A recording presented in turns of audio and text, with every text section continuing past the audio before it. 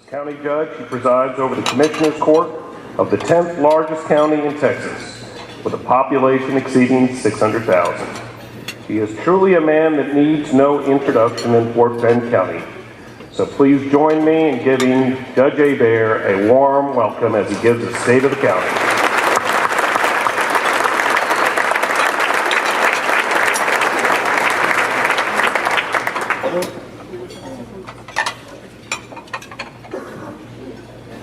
All right, we have new technology, so if I don't mess it up, we'll get on with this presentation. Good morning. Good afternoon, I think. I think we actually, yep, it's afternoon. Okay, I'll try and get your afternoon off to a good start here in the next few minutes. I want to apologize in advance. This is going to be a view of the county from a very high altitude. Many of the topics that I bring up today, I could spend 30 minutes talking to you about in some detail and then answer questions for another 30 minutes. But we're talking about the state of the county, and I have a very positive message today. And I want to get into it. Before I get started, I want to point out that all my commissioners are here. If you question what I might say, feel free to talk to any one of them, and they will give you the correct answer. And I appreciate it. And that's said in jest because county, especially county government, wouldn't move forward without the cooperative effort of all members of the court. We manage by committee, and I think we're doing a pretty good job of it. Now let's get started. We're going to do a top-down trip here and start out. Okay, I punched the button. There we go. Now I did it right. We're going to start out at the federal level. There are a couple of issues at the federal level that I want to cover with y'all and tell you how it impacts us at the local level. Okay, National Flood Insurance Program. We won that fight in 2012.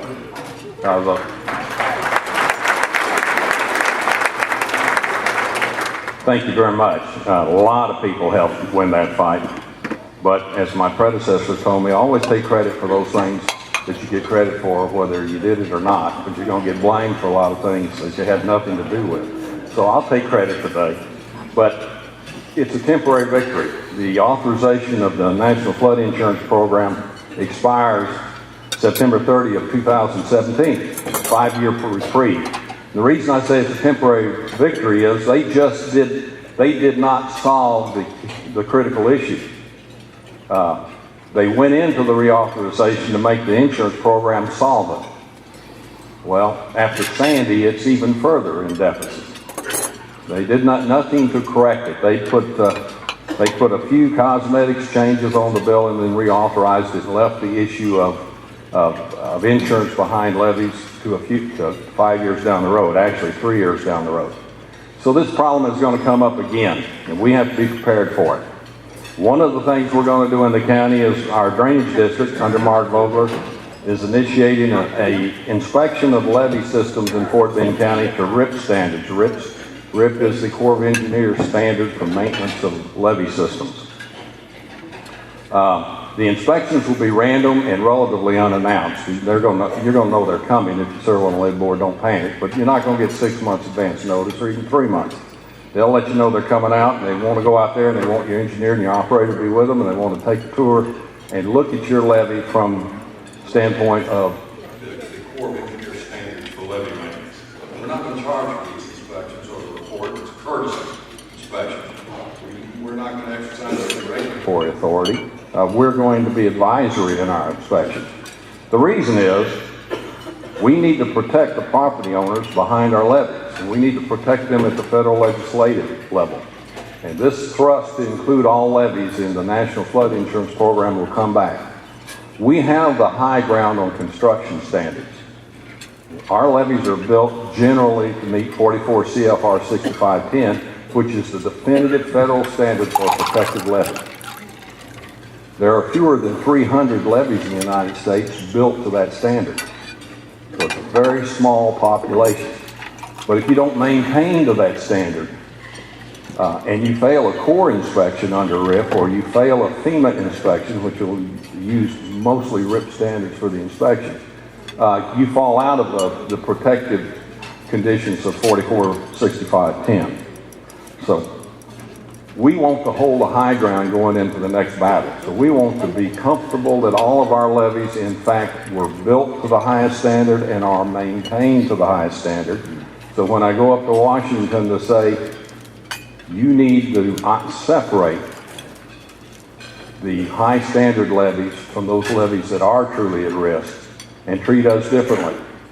That argument has weight, but it only has weight if we truly are at those high standards. If we have a record of failed inspections when we go to Washington, it's going to be hard to make that argument.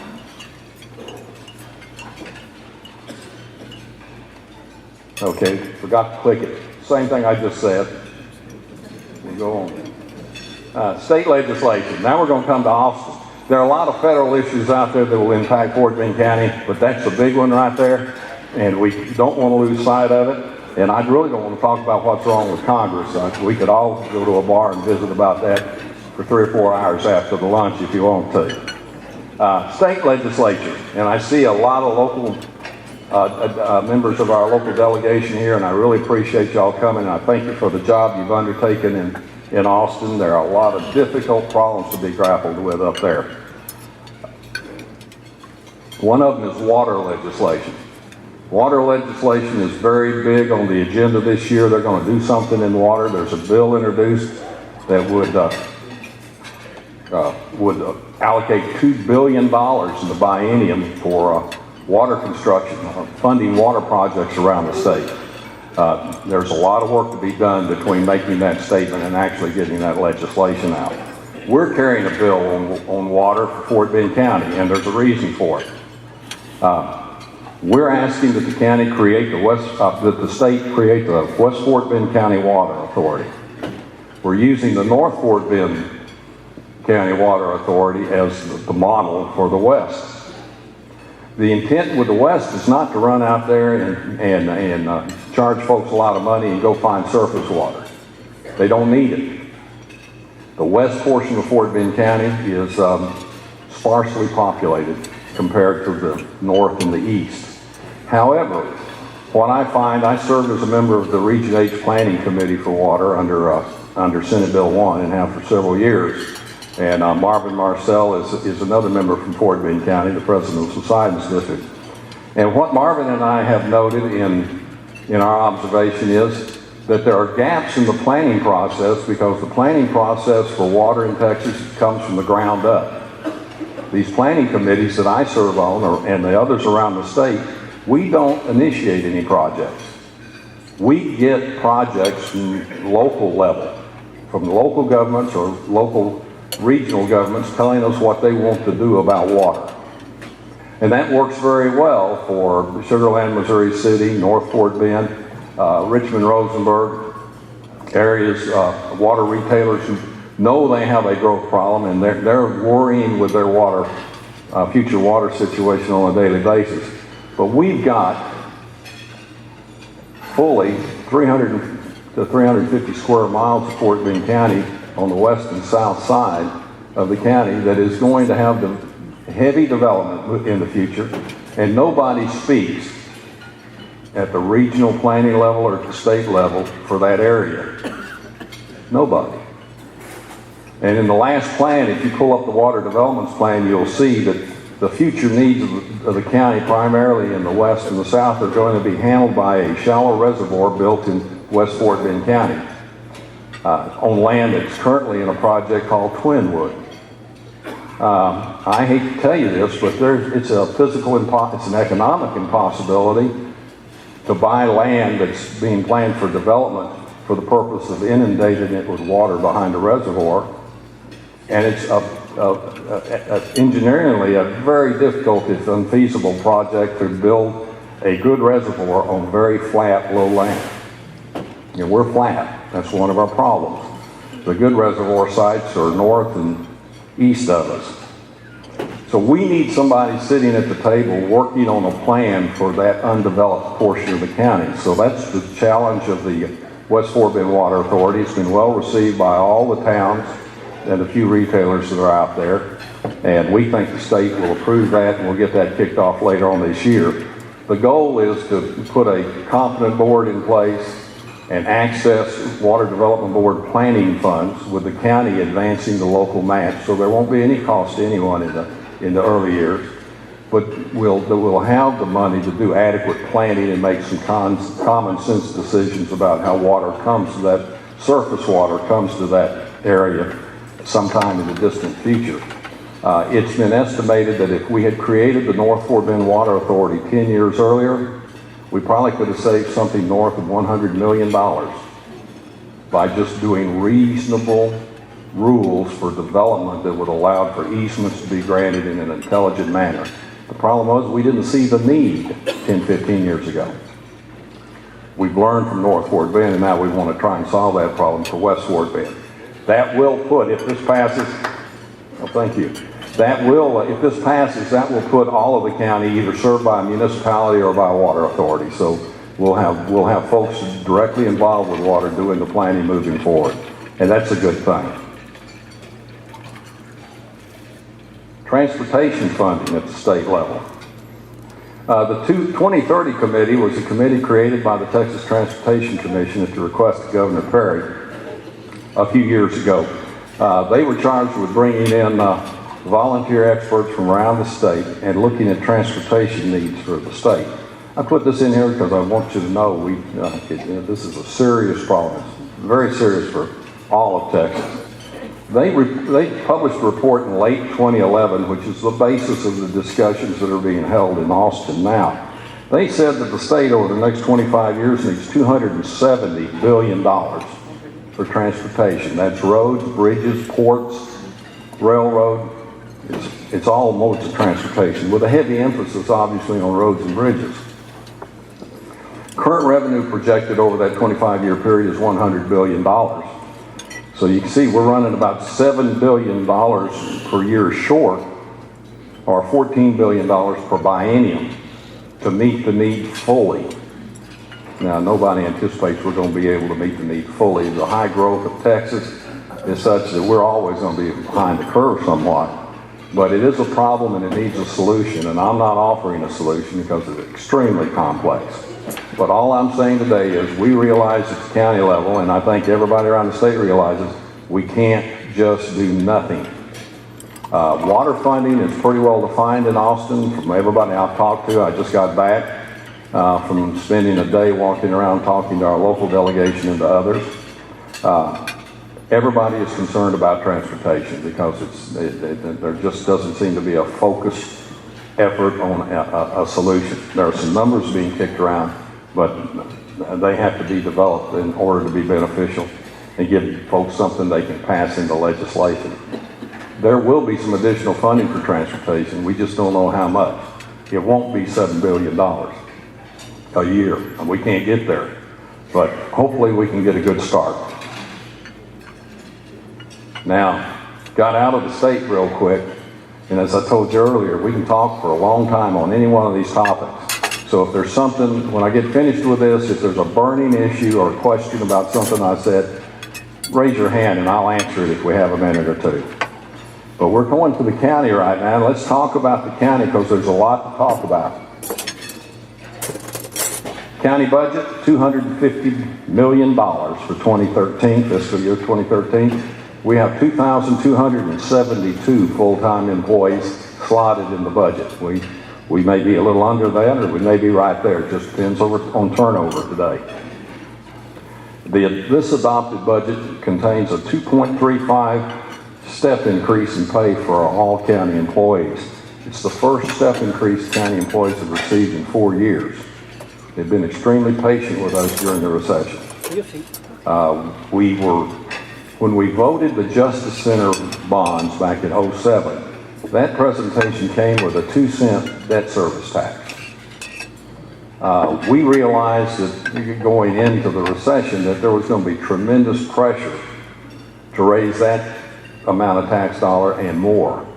We asked our employees to cooperate with us, and we said, if you work with us, we guarantee you there will be no reduction in force. There will be no rift during this recession. But we're not going to have raises like we've had in the past, but we'll get back to it as soon as growth conservatively says we can. And I will want to tip my hat to county employees. They've generally worked with us beautifully through a very difficult economic time, and I'm very proud of them. Our tax rate holds steady at 49.9 cents. It's been there for several years. That's down from about 53.5 when I came into office, and even further down from the 60 odd cents it was when some of my commissioners came into office. So we're moving in the right direction, and it did not go up. We did not have to increase the debt service for the 2 cents we thought we might, and nor for anything else. We've been able to hold it steady.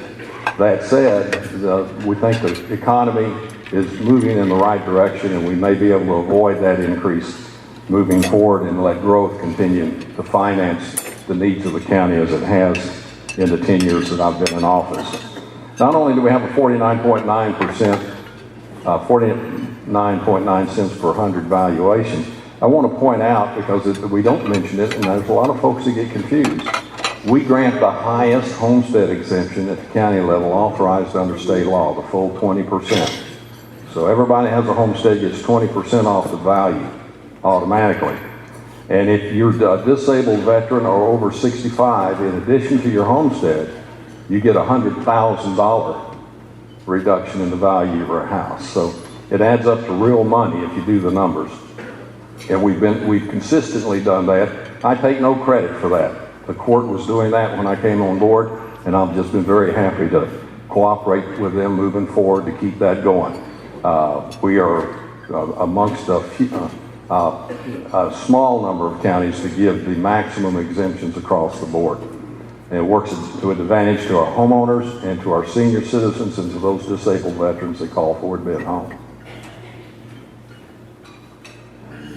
County facilities. We've got a lot going on in facilities. This is a wind-up of the 2 bond elections that we had, but we'll still have some work going on for through this year, maybe a little bit into 2014 too.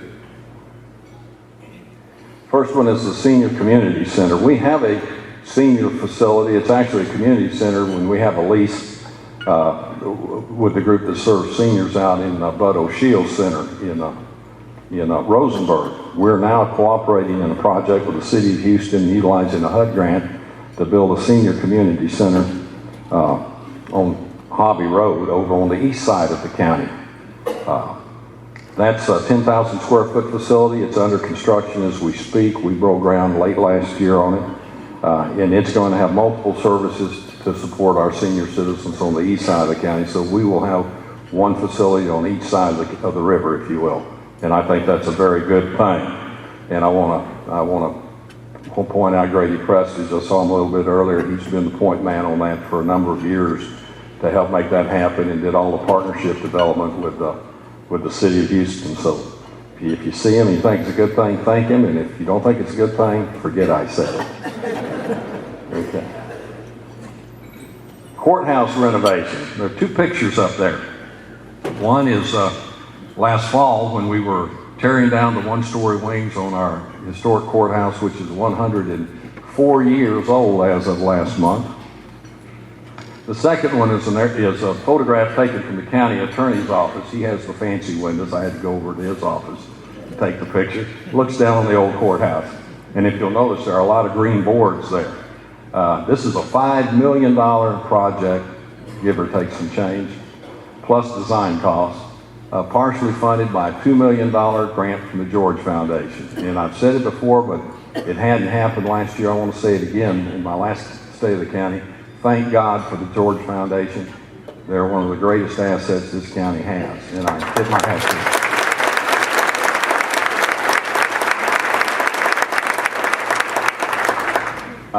For those that may not know, we had an application into the Texas Historical Commission for a grant to match, and it was a sizable grant. It was about $3.5 million of this. If we'd have got all of it, we didn't think we'd get all of it, but we thought we'd get most of it.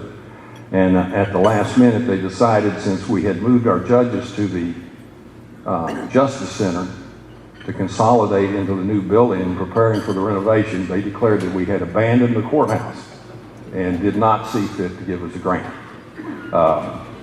I'm very mad at the commission, but I'm very pleased that I think a key player in that decision, retired last year. I hope I helped him out the door. But needless to say, we're standing there and trying to find money, and we couldn't get the $5 million any way we could, and the George came in and saved our bacon. We do appreciate it again, as I said. This is just a little overview of the renovation from the inside. You can see we've stripped it down, the ceilings are down, everything is open in there as we speak. Phoenix Restoration and Construction out of Dallas is the contractor. We're the 27th courthouse they've done in Texas, so we think they have some experience. They seem to be doing a pretty good job, right, Don, at the moment? Good. Date of substantial completion, occupied November 21 of this year. So barring any delays, we'll get in. As you know, or you may not know, but officially, the county judge's office will be on the first floor.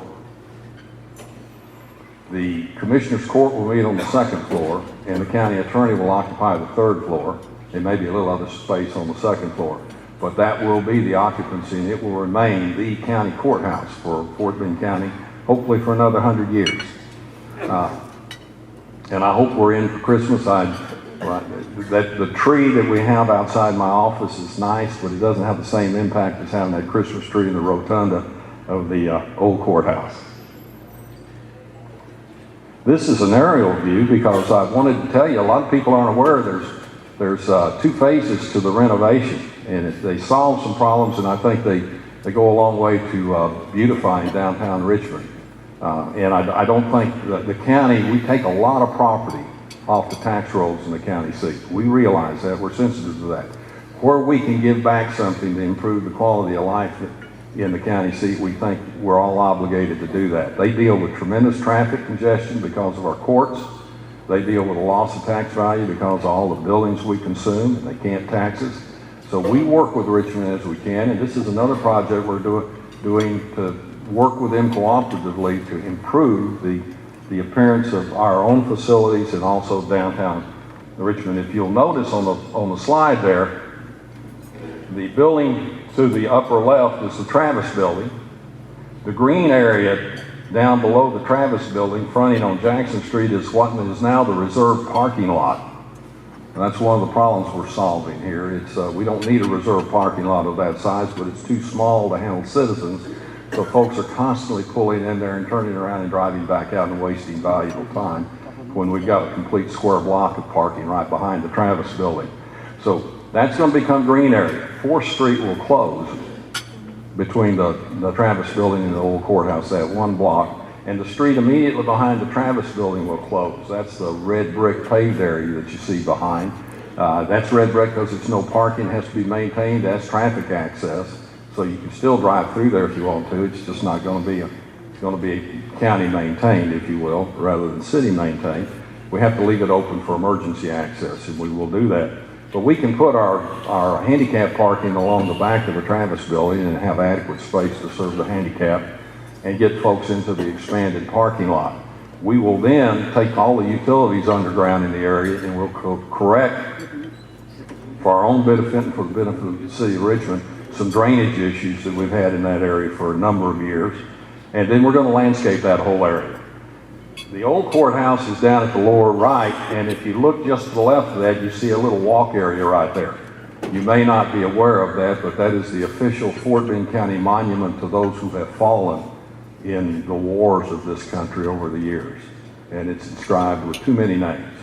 But it has been a problem Memorial Day because we've had people come, and sometimes we've had them standing in the street, 4th Street, because they couldn't get up to take part in the ceremonies. This is going to end that problem, and we think it's going to make it very attractive. We're not going to have exotic landscape, but it's going to look good.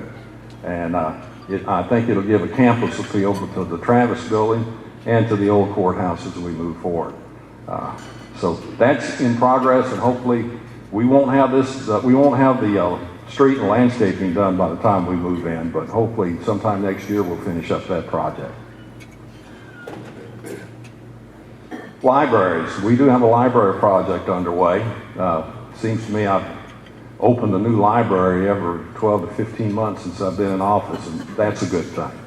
We're going back now and we're renovating the George Library, but it's a two-phase project. We're building a new administration building on land that we bought behind the George Library. A lot of folks don't realize, but almost half of the George Library building itself is administrative offices. It's not a very efficient library building, but it could be. So we're going to build a two-story office building, and it'll be tied into the George. And we'll move all of our library administration out there, which frees up all the space in the library building itself to be converted into usable library facilities. And the evacuated space in the main library, after we occupy the admin building, will then be renovated, and we'll expand our public services in areas of genealogy, study rooms, meeting rooms. We'll have a new teen center, and we'll have much more casual seating in the library, so it'll be a pleasant place to go and actually grab a book and read it, if anybody still does that. I don't know if anybody under the age of 21 still does that, but I still do that. Or I grab my iPad and read my book. Now, that project is underway, the admin building has started, and the library work will follow the occupation of the admin building. Combined heat and power. Now, this is one we haven't talked about before, but I think you need to be aware, we've got a green project going in Fort Bend County. We're doing a cogen project to serve our jail. It'll provide electricity and hot water to our jail facilities. It will significantly reduce the county's carbon footprint. We will avoid releasing thousands of tons of greenhouse gases per year, and the utility cost savings alone will pay back our investment in 8 years. And as a businessman with some experience, I can tell you that is a good deal for everybody in the county if we can get it done. It also has some potential. I want you to understand, it's designed in such a way that it's expandable to take in the juvenile detention facilities, the vehicle maintenance facilities that are on the campus behind the jail right now, and then it can even go across the street and serve the Justice Center if the numbers prove out as we move forward. And we have a further option, again, working with the city of Richmond. If our numbers are good, we can provide low-cost electricity to the city of Richmond's wastewater treatment plant, which is back at the far end of all of that track there. So those are the projects that are underway in the county right now, and they're all very positive. Now we get to mobility. Are there any engineers in the room? Oh, good. Y'all can check and see if I cover this right. Well, hopefully, TxDOT will get some funding out of the legislature, because it's been extremely difficult working with TxDOT over the last several years, primarily because they just didn't have funds. The legislature, last session, gave them some bonding authority, and that has helped the time. But one thing about bonding authority, you've got to pay it back. So then there's a drain to service debt. So they have a problem. We hope it improves, but mobility issues aren't going to go away. If we had all the money we thought we needed today, I think in 2 years we'd find we were short and we needed more money. That's just a function of growth. And I like growth myself. Mobility projects. We have $68 million in projects that will begin this year, and by begin I mean they'll be let for construction. Mason Road, segment 2 will come out in March of 2013. Brand Lane will come out in March of 2013. Golfview Drive, segment 1. This is Golfview that runs from 762 down to Williams Way, and it's being improved to improve the access to the Justice Center and Jail Complex.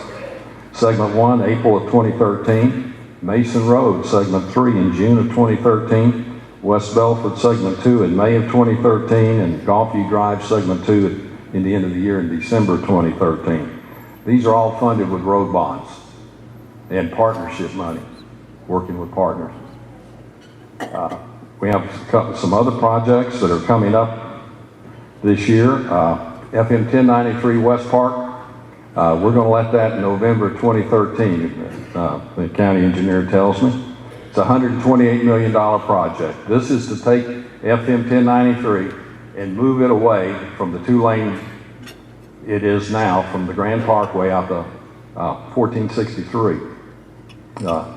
The issue is we have to open up access for the future installation of toll lanes for the West Park Toll Road. We're not building the toll road now, we're just doing the farm to market. But the benefits will be, we'll move it, it'll be all new construction, and it'll end up a 4-lane boulevard with a huge easement in between the 4 lanes. And we'll know it for a while, and then ultimately we'll be putting the high-speed toll lanes in there as we expand it out.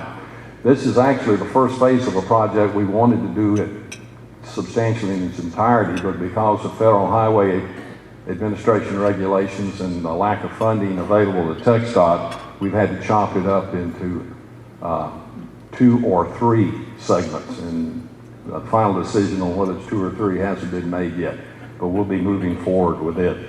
It's an excellent project, and we put together a consortium of funding partners. You can see TxDOT, the Toll Road Authority, Emergency Service District number 100, and County Assistance District number 1 are all participating in some extent to get this done. And we're working on congestion mitigation. By August 2013, we'll have 5 intersections in the Cinco Ranch area completed. This is traffic signalization, we hope, or studies for traffic signalization. And the funding is a combination of some mobility bonds and County Assistance District number 1. For those of you unaware, County Assistance Districts are districts that the legislature allows counties now to create. Those districts charge a sales tax. That sales tax is collected and must be spent within the boundaries of the assistance district. What we really take is the 1 penny that Metro would get in Harris County, but since they're not in Fort Bend County, it's a penny in the tax, so it doesn't change the tax cap at all. We're just utilizing a levy that Metro can't get to in Fort Bend County. So we're using it to our benefit in county assistance districts. We're limited to 1 county assistance district per precinct. We probably need more than that, state legislators, because they seem to be successful. They only work if there's going to be substantial commercial development, obviously, because there's no property tax implied in a county assistance district. But where we have them, they seem to be doing what they're intended to do, and time will tell just how effective they are. Okay. This is just a report on what we did in the last 6 months of last year. West Belford, east of the Grand Parkway, is complete, and we've got traffic signals in at West Belford and Belknap and Fry Road at Gaston. And you have to realize, when I came into office, this county had never installed traffic signalization, ever. It was left up to the cities and the state. It was all, the cities had most of the major thoroughfares, and the state had most of the highways, farm to market, so they did the traffic signalization. Now that we have almost 60% of our population living in the unincorporated area, and we can't wait for TxDOT to find money for some signals. If we've got a county road at the intersection, it seems to fall to us. So we're trying to do 2 or 3 a year. We actually fund up to 3 in our budget every year out of our general fund. But they run from a real simple one with 2 2-lane roads, which probably is not going to have enough traffic to get a signal. You could probably get that in for $185,000 to $200,000. But where you've got boulevards, you may be looking at upwards of $650,000 to $700,000, depending on how the utilities lay and the complexity. And if it's 2 boulevards intersecting, you're looking at maximum dollars. And I don't even know what it costs to do it in crossing something like the West Park Toll Road. The state still does those, so we don't have a problem there. We haven't got there yet anyway, hope we never do. But we've got those signals in, and we're continuing to work on signalization in the county. Okay. Let's see. Did I miss one? Yes, I did. Major thoroughfare plan update. We'll authorize the county engineer probably next month to go out for an RFP for a consultant to assist us in putting together the update of the Fort Bend County Major Thoroughfare Plan. It's been several years since we updated it. We're starting to see some conflicts that arise because we haven't extended our thoroughfares in the areas that are beginning to develop. So we just need to do the task. We're working with HGAC for funding, and it's going to be about a $300,000 project, more or less, but we'll spend what it costs. We think we're getting about $250,000 from HGAC, and we will spend what it costs to get that major thoroughfare planned. That won't happen overnight, but we'll get it kicked off, and hopefully it will be underway by May. And the latter part of this year, there'll be a lot of talk out in the engineering community, the development community, about work on the update of the major thoroughfare plan. Okay. I-69. How many of you are aware the Federal Highway Administration has designated US 59 through Fort Bend County from the county line on the east to the western side of Rosenberg as Interstate 69? Okay, good. It is I-69 as of last week. The signage will go up in a couple of months. They basically, the ruling took it from 610 at 59 all the way out to 529 in Rosenberg, and it's now designated interstate. So the interstate segment in Texas runs from Cleveland, Texas to the west side of Rosenberg, Texas, and it's full interstate. The federal government authorized it and blessed it, and now the Highway Commission has to do the minute entry to authorize the signs to be changed. So that's the reason it's going to take 30 to 60 days to see something happen. But it will be, this time next year, we'll be talking about I-69, because 59 won't be there anymore. It'll just be like US 90 running on I-10 through a lot of areas. We're a long way from getting I-69 moved past Rosenberg, though. If you've driven down to Victoria, it's going to be a while. But that is good news. Global initiatives. I just got back from China with a group of folks. These are some pictures. That's the local delegation that went with me to China in late November, early December, standing in front of some lion dancers in Foshan, China. The picture on the right is Mayor Liu of the Changcheng district of Foshan, city of Foshan, China, and I executing a friendship agreement between our two communities. The friendship agreement basically is for cultural, educational, and economic development activities between the communities. And I'm pleased to say I can give a report, and the trip is meaningless unless something happens. We have indications that the Chinese government will be inviting the Fort Bend Boys Choir to go on a tour of the Guangdong province area, which houses Foshan and Guangzhou. And that should be forthcoming, and hopefully they'll be able to put that trip together in the next 12 to 15 months. That's part of the cultural exchange. Dr. Randall, Lamar School District, went to China with me. He and I went over and met with several educational folks. We have an education delegation coming back. Dr. Randall is the point man, and Lamar is up here because Dr. Randall participated actively in going to China and talking to these folks. But he's really the point man for the school systems in Fort Bend County. Fort Bend ISD, Lamar, and others will be showing these folks what we're doing in education. We think we have a lot to show them. We have a good message to send them. And then the economic exchange, we're getting a great deal of dialogue, and I believe our EDC is already working with one prospect. Certainly they're not going to tell us who that is, but it's a lot quicker than I thought it would happen, and hopefully we get some good news out of that. The key point I want to make here, so everybody's aware, there's no taxpayer dollars being spent in the global initiative. It's a voluntary initiative that I and the court will pursue as long as private money can be raised to cover the cost.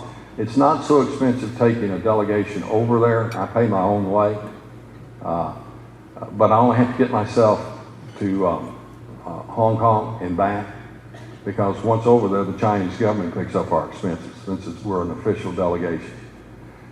The cost is when they send a delegation over here, because we're expected to do the same thing. And but it's a good thing. It'll take a while to find out if we're having the effect we want, but right now the results look very, very, very good. It took us about 2 years to make this happen. If nothing else, people in China know us. We've been on national TV now twice.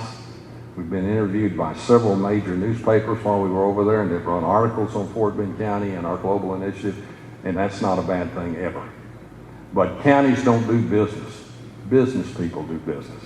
We can set the stage and we can create a climate of interest, but our business community has to support the effort, and then they have to be primed to take advantage of the prospects and the contacts that are generated. So work closely with the EDC because they're the point organization. They're doing all the heavy lifting for us. And if you want to be involved, there's always room for involvement. It's not a small group. It's not a one-man thing. We're talking to a nation of 1.3 billion people, and we narrowed it down to a small suburb of a larger city in a small province. The province has 2 million more people than Texas does.